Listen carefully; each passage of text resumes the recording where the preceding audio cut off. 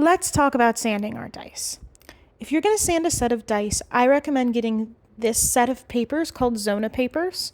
It starts at a fairly rough grit for resin and moves up to a very, very fine grit to get the glossiest finish.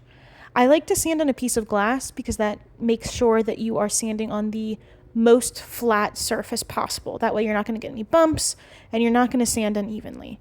And you're going to try and make sure that you're sanding with really even pressure all the way around. I like to go in this pattern of 10 swipes up and down, 10 swipes left and right, 10 circles in one direction, and then 10 circles in another direction. You're going to do that on every face of the dice. I'm only showing you one face because it can get a bit tedious. I also like to go back and between every set of paper, compare the dice that I'm doing now to the dice that I pulled out of the mold, or in this case, the masters I'm getting. As you can see, I'm just moving through the papers. You can order these online. They're called Zona papers.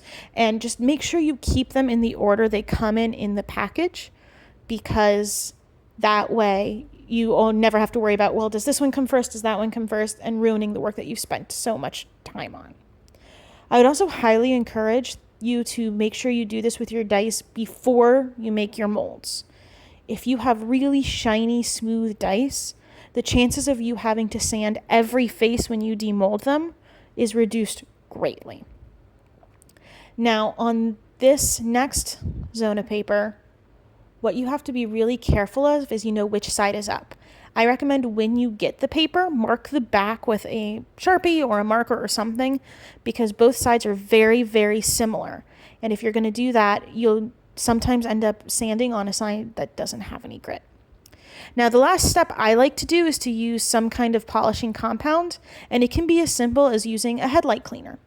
I like to do that by pouring a little bit of the compound on the dice, rubbing it in onto every surface, and then wiping it off with one of those blue paper towels because they don't tend to leave fuzz behind.